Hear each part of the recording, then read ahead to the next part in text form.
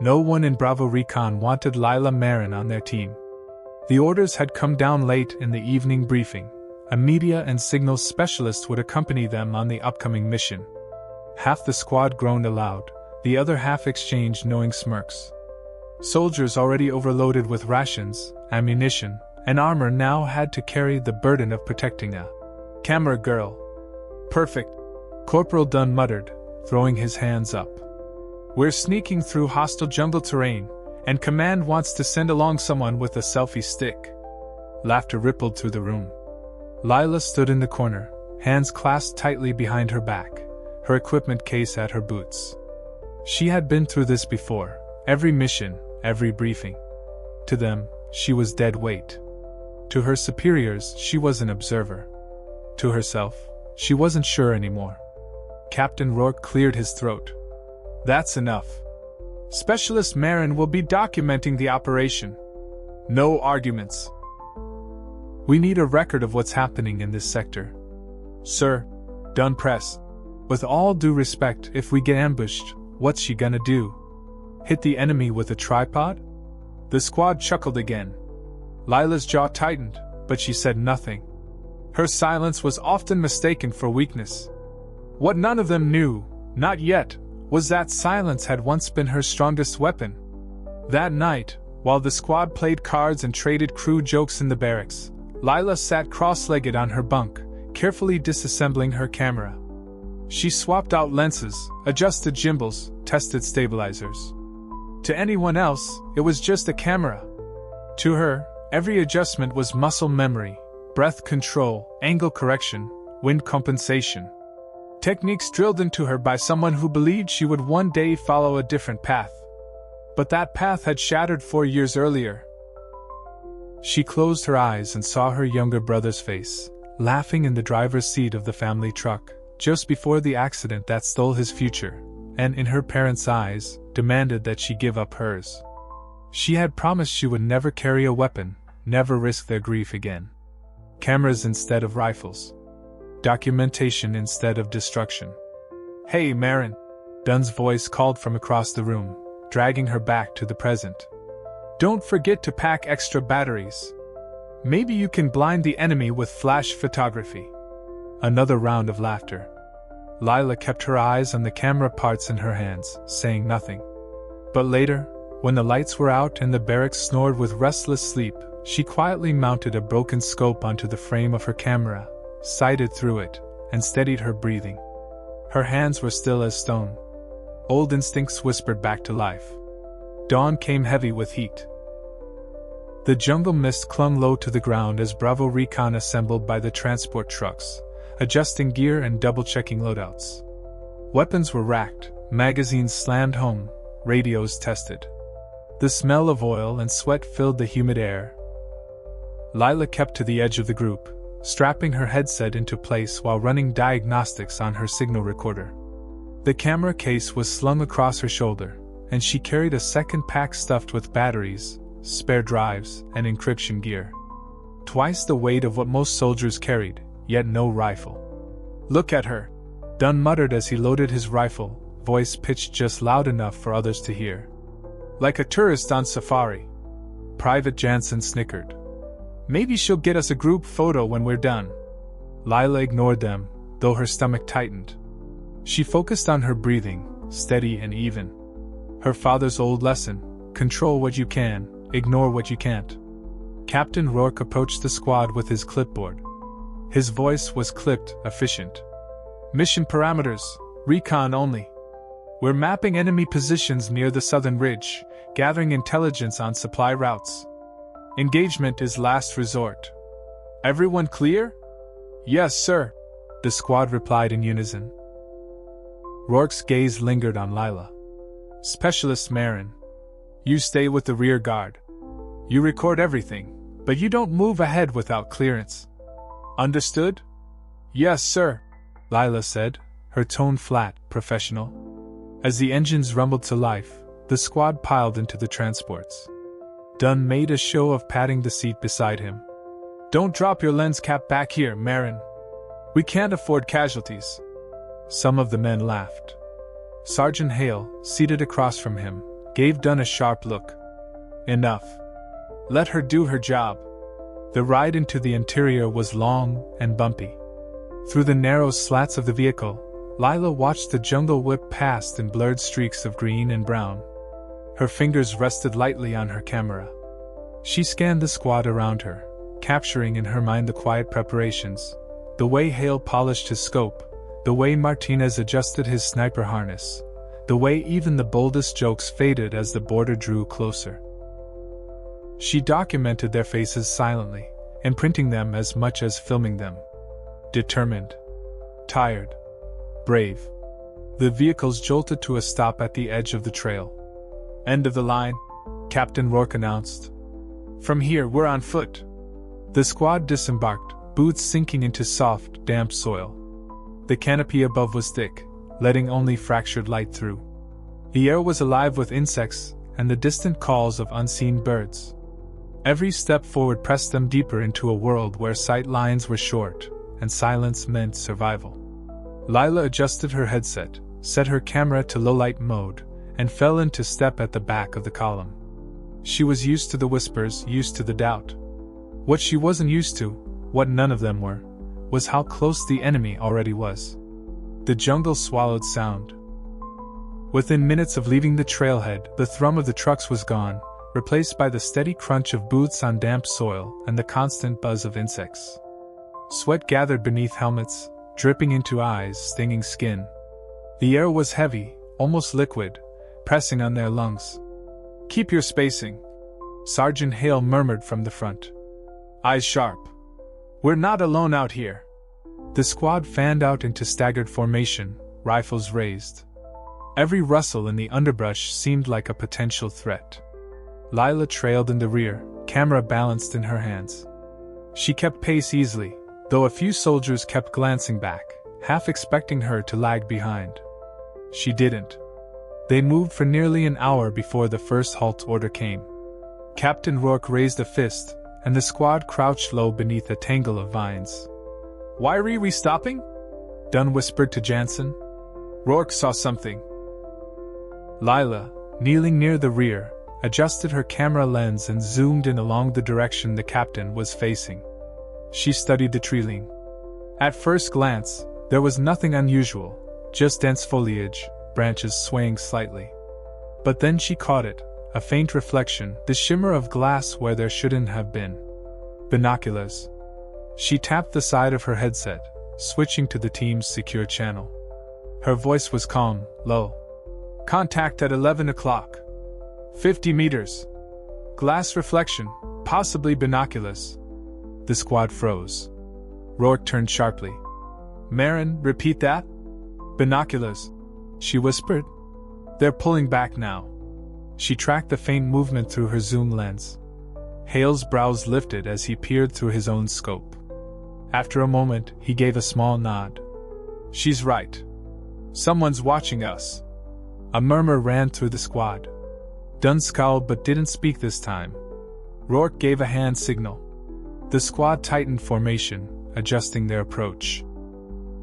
The moment passed without contact, but the tension lingered, thick and heavy. They resumed the march. Lila kept her camera steady, capturing everything, but her mind wandered to her father's lessons, how to catch glints of glass, how to notice what didn't belong. She hadn't meant to reveal her instincts, but it had slipped out naturally, as if her body had remembered before her brain could stop it. As dusk began to fall, the squad made camp in a small clearing. Hammocks were strung, perimeter sensors placed. A fireless meal of ration packs was passed around. Dunn sat across from Lila, chewing loudly. He finally spoke, voice carrying over the hum of the jungle. So, Marin. Spotting binoculars now? What's next? You tell us wind speed from how the mosquitoes fly? Several soldiers chuckled. Before she could reply, Sergeant Hale cut in. Ease up, Dunn. She kept us from walking straight into a scout's eyes. That's worth something. The chuckles faded. Dunn muttered something under his breath and looked away. Lila said nothing. She just cleaned her camera lens, her expression unreadable. The truth was, she already knew the wind speed. Darkness in the jungle wasn't like darkness anywhere else. It wasn't just the absence of light, it was alive, shifting, crawling with whispers and movement. The canopy above blocked the stars, and the moonlight bled through in fractured slivers. The squad set a rotating watch. 2 soldiers at a time, rifles scanning the shadows. Everyone else tried to sleep, swaying gently in their hammocks, sweat clinging to their skin even in the cool hours. Lila didn't sleep. She lay in her hammock with her camera pressed against her chest, headset still in her ear. The jungle's chorus was overwhelming at first, chirps, buzzes, rustles, distant calls. But then she noticed something else, a pause. A hole in the sound where there should have been life. She slid quietly from her hammock, landing softly on the damp earth. Her boots barely disturbed the soil as she moved toward the perimeter. Private Jansen, on watch with Hale, frowned at her. "Marin, what are you doing? Get back in your rack." "Something's off," she whispered. Hale studied her for a long moment, then tilted his head.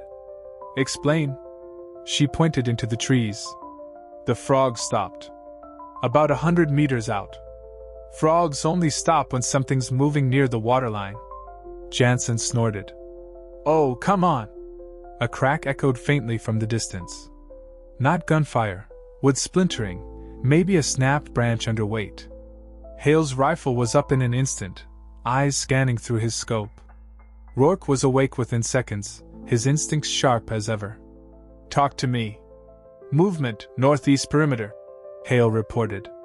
"Possible patrol." The squad roused quickly, weapons ready but muzzles low, hearts pounding. For nearly 10 minutes they listened, straining against the sounds of the night. And then, faintly, voices. Foreign, male, drifting on the humid air. 2, maybe 3. The patrol passed along the ridge line, their silhouettes barely visible against the dim sliver of moonlight. Had the squad made camp 50 meters closer, they would have walked straight into each other. Only when the voices faded into the distance did Rourke lower his hand. The squad exhaled as one. He turned to Lila. "How the hell did you catch that?" She shrugged lightly. "Sound carries different here. You just have to notice when it changes." Dunn muttered from his hammock. "Great, she's a jungle whisperer now." But his voice lacked its usual confidence. Rourke studied her for another long moment, then gave a curt nod. "Keep that headset on, specialist. If you hear another change, I want to know immediately." For the first time since the mission began, Lila felt the faintest shift. Not acceptance, at least not yet. But the edge of dismissal had dulled. Still, when she lay back down in her hammock, she didn't sleep. Because she knew the jungle wasn't finished with them. Morning broke heavy and gray, the sun smothered beneath a blanket of low clouds. The squad moved out at first light, sweat already prickling their skin as the jungle pressed in from all sides. Vines clawed at sleeves, thorns scraped across gear, and each step sank into the damp earth with a sucking pull. Lila walked at the rear as ordered, but her eyes weren't fixed on the camera this time. She was scanning, details, patterns, shadows that shifted where they shouldn't. Every so often she raised her lens, pretending to film while using the zoom to study ridges and branches. 2 hours into the march, Dunn stopped abruptly. "Wait. Something's wrong." Everyone froze. Hale moved forward to check the ground. "Tripwire," he muttered. A thin line of wire stretched across the path, barely visible in the filtered light. Jansen swore under his breath. "That would have gutted us." While Hale worked carefully to disable the trap, Lila tilted her camera upward, focusing on the canopy above. The branches were bare in one patch, stripped clean of leaves. She lowered the camera. "There's another one," she said softly. Rourke glanced back. "Where?" She pointed. "Overhead. That branch is too clean. Someone cleared it to hang something. Maybe a weight. Probably meant to swing down if the wire was tripped." The squad followed her gaze. Sure enough, Hale spotted the crude counterweight tucked among the branches, stones bound with twine, ready to crush whoever triggered the trap. "Good eye," Hale said quietly. Dunn opened his mouth, then shut it again. His face was tight. They pressed on, slower now, eyes sharper, every soldier realizing the jungle was more hostile than they'd believed. By mid-afternoon, sweat soaked their uniforms, and fatigue settled deep in their bones. They halted at a river crossing, the water brown and sluggish. Martinez, the team's sniper, crouched near Lila as she adjusted her camera to capture terrain markers. He studied her movements for a moment before speaking. "You ever train with optics before?" he asked casually. She stiffened. "Why do you ask?" "The way you handled that camera," he said. "Breath control, grip, even the way you adjust for glare. Looks familiar." Lila's jaw tightened. She looked down at her lens. "My father taught me a lot of things. Old habits die hard, I guess." Martinez's eyes lingered on her, curious but not pushing. "Well, keep those habits. They might save our asses." Before she could reply, Captain Rourke's voice cut in. "We move in 5. The squad shouldered their gear again. Lila rose, camera steady in her hands, but inside her chest her heart was pounding. She had tried for years to bury those instincts. But here, in this jungle, the past was clawing its way back to the surface, whether she wanted it to or not. By late afternoon, the sky had darkened to a bruised gray, thunder grumbling in the distance. The squad pressed on along a narrow ridge line, the jungle falling away steeply on both sides. Visibility was poor, the canopy above tangled into a green-black ceiling that caught every hint of light. "Stay sharp," Captain Rourke whispered. "We're close to the border zone. Intel says enemy patrols are active here." The men moved quietly, rifles up. Lila followed at the rear, her boots sinking softly into the mossy soil. Her camera was raised but her eyes were elsewhere, scanning the slope below. Something was wrong with the vegetation. The leaves were disturbed in neat, unnatural patches, angled downwards as though pressed by repeated weight. "Tracks," she said quietly into her headset. "Downslope. About 10 meters. Fresh." Rourke's hand went up. The squad froze. Martinez slid forward, peering through his scope. "She's right. 2, maybe 3 men. Passing through an hour ago." Before the squad could adjust, a sharp crack split the air.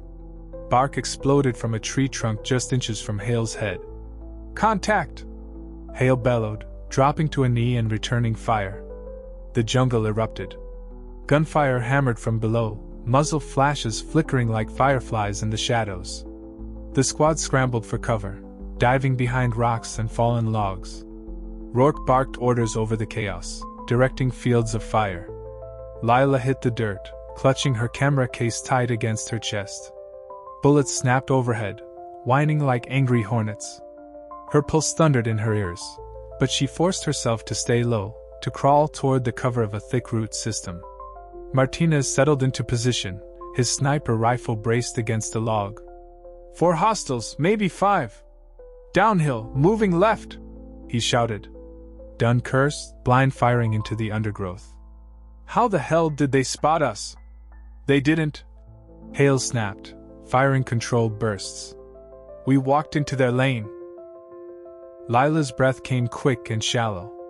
Her hands shook, not with fear exactly, but with memory, the feel of steel, the rhythm of breath, the silent patience her father had taught her. She pressed her forehead to the cool dirt and forced the thoughts away. She wasn't here to fight. She wasn't supposed to fight. The exchange lasted barely 5 minutes, but it felt endless. At last, the enemy fire thinned, then ceased altogether. Silence returned, broken only by the drip of rain through leaves and the ragged breathing of the squad. "Clear," Rourke said grimly. "But they'll be back. Move out before reinforcements arrive." As the squad regrouped, Hale's eyes lingered on Lila, crouched low with dirt streaked across her face, hands still trembling. She looked up, and for a brief moment their gazes met. She said nothing. But he saw it, the part of her she was trying desperately to hide. The squad pulled back from the ridge, moving fast and low until the sound of the river masked their retreat. They regrouped in a shallow gully beneath the roots of a massive strangler fig, weapons still trained outward, ears straining for pursuit. Rourke crouched in the mud, headset pressed close. "Command, this is Bravo Recon. Contact at Grid 74 Delta. Light enemy squad, no casualties. Advancing to secondary route. Over." The reply crackled faintly through static. "Copy, Bravo. Stay Ghost. Avoid further engagement. Out." The men exhaled slowly, but the tension stayed coiled tight. Dunn ripped off his helmet, running a hand through his sweat-drenched hair. "We never should have been that exposed. Damn near got us killed. You'd be dead if she hadn't spotted those tracks." Hale cut in, nodding toward Lila. Dunn's jaw worked. He looked at her, then away, muttering, "Maybe." Lila sat quietly on a damp rock, camera resting in her lap. Her hands had stopped shaking, but her mind hadn't. Every burst of gunfire replayed in her head, every crack of a bullet splitting bark. She could almost hear her father's voice again, calm, steady, teaching her how to breathe between shots. Rourke's gaze settled on her. "Marin, you saw those tracks before any of us did. How?" She hesitated. "I just noticed the leaves. They bent the wrong way. Too consistent for animals." Hale smirked faintly. "That's not something a casual observer spots." Lila didn't answer. She kept her eyes fixed on the mud at her boots. Martinez spoke up from where he was cleaning his rifle. "Doesn't matter how she saw it. Point is, she did. And it probably saved us from walking right into their ambush pocket." The gully went quiet for a beat, the only sound the hum of insects and the trickle of water. Finally, Rourke gave a curt nod. "Good work, specialist. Keep those eyes open." The words were simple, almost reluctant, but they landed like a shift in the air. For the first time, no one openly scoffed. Dunn muttered something under his breath, but Hale elbowed him sharply in the ribs, silencing him. The squad rested only briefly before moving again, weaving through dense jungle that seemed to grow darker with every step. The storm that had been grumbling on the horizon finally broke, rain hammering down in sheets. Lila pulled her poncho tighter, lens fogging with every breath, but her mind was far from the rain. She couldn't escape the thought that this was only the beginning. Because the jungle wasn't just testing them. It was hunting them. The rain came in torrents, hammering the jungle until the air itself felt drowned. Sheets of water cascaded from the canopy, turning every path into a stream, every slope into a slick wall of mud. The squad trudged on in silence, ponchos clinging like second skin, weapons wrapped in plastic covers that did little against the relentless downpour. Lightning flared through the branches, a jagged pulse of white that briefly lit their weary faces. For an instant, Lila saw them all clearly, Rourke's jaw set like stone, Hale's sharp eyes constantly scanning, Dunn's scowl deepening with every step. They were soldiers built for this misery, but fatigue was carving lines into each of them. By nightfall, they found a shallow overhang where the rock jutted above the roots. It wasn't much, but it gave them enough shelter to huddle beneath, the storm still roaring beyond.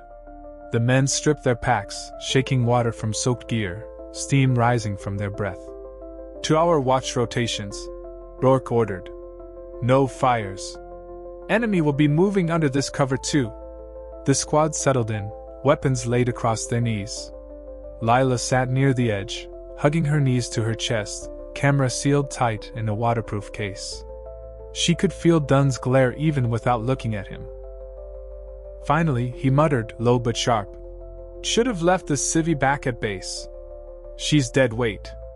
Hale snorted. "Dead weight that saw what you missed." Dunn bristled. "One lucky guess doesn't make her." "Enough." Rourke cut him off, voice iron. "She stays. She observes. That's final." The silence afterward was heavier than the rain. Hours passed in fits of half-sleep. When it was Lila's turn for watch, she slid forward to the edge of the shelter. The rain had eased to a steady patter, but the jungle was alive with sound, frogs, cicadas, distant howls. Her camera rested in her lap, lens capped, but her eyes scanned the tree line beyond. A flicker of movement caught her attention. Too smooth. Too deliberate. Her breath caught. She leaned forward, straining to see. Another flicker, low to the ground this time, slipping between trees. She reached back, tapping Hale's boot gently. He stirred instantly, eyes narrowing when he saw her face. She pointed without a word. Within seconds, the squad was awake, rifles raised, eyes sharp. The jungle beyond their shelter was dark and dripping, but not empty. Shapes moved where the storm should have hidden everything. The jungle outside the overhang shifted like a living thing. Shadows bent and straightened into men, their outlines faint in the rain. No lights, no sound, just the wet glint of steel and the faint shimmer of movement. Rourke raised a hand. The squad lowered into firing positions, muzzles trained into the dark. The storm covered most sounds, but Lila could hear it, the faint rhythm of boots sliding in mud, creeping closer.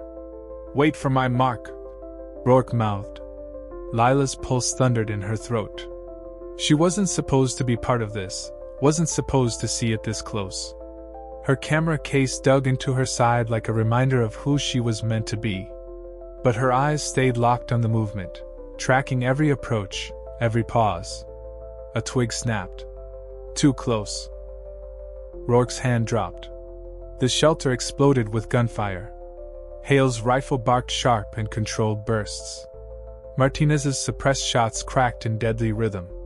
Dunn cursed as he squeezed the trigger, muzzle flashes strobing across the rain-soaked trees. Shouts in another language erupted as enemy silhouettes darted for cover. Bullets shredded leaves, smacked against stone, hissed through waterlogged air. One figure broke closer, rushing through the curtain of rain with a blade drawn. Lila's breath hitched. He was too fast, too close, slipping past the rifle line in a blur. Dunn tried to pivot but slipped in the mud, weapon skidding. The enemy raider lunged. "Down!" Hale roared. His rifle snapped once. The raider dropped mid-stride, splashing into the mud a foot from Dunn's boots. The squad tightened their perimeter, cutting down two more figures as they tried to press the flank. The air filled with the metallic stench of gunpowder, the rain unable to wash it away fast enough. Then, as sudden as it began, the assault faltered. The remaining silhouettes melted back into the jungle, vanishing like ghosts. The storm reclaimed the night, leaving only the drip of rain and the hiss of their own ragged breaths. "Status!" Rourke barked. "No hits," Martinez called. "Clear," Hale said.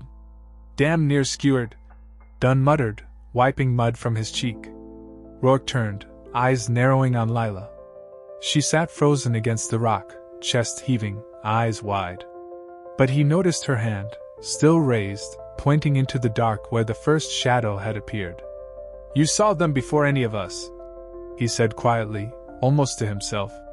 Lila swallowed, lowering her hand. "They weren't part of the storm," she whispered. For the first time, none of the men argued. The rain eased by morning, leaving the jungle steaming in ghostly mist. Birds returned first, their calls piercing the hush, followed by the faint stir of insects reclaiming the night's silence. The squad broke from their shelter, mud-smeared, eyes rimmed red from exhaustion. No one spoke at first. They just shouldered packs and weapons, slipping back onto the narrow trail. For once, Lila didn't trail behind. She walked just behind Rourke, her camera case slung at her side, boots squelching in the muck. She could feel the weight of the men's glances, different now. Not mocking. Not dismissive. Something sharper. Halfway up a slope, Dunn finally muttered, "Guess she's not just dead weight." Hale chuckled, clapping him on the shoulder. "About time you noticed." Dunn grumbled but didn't argue. Rourke slowed his pace until he matched hers. "Marin," he said, his tone low but firm. "You've got eyes like someone who's done this before. Not just journalism. More." Her stomach tightened. She kept her gaze on the path. "I told you. My father taught me to look for the things no one else sees." Rourke studied her for a beat, then nodded once. "Then keep doing it. Out here, that might keep us alive." It wasn't praise, not exactly, but it was acknowledgement. And from a man like him, that was more than enough. As the mist thinned, the jungle opened onto a ridgeline. The valley below sprawled in green waves, hiding shadows in every crease. Somewhere out there, their objective waited, an enemy supply cache buried in the endless wild.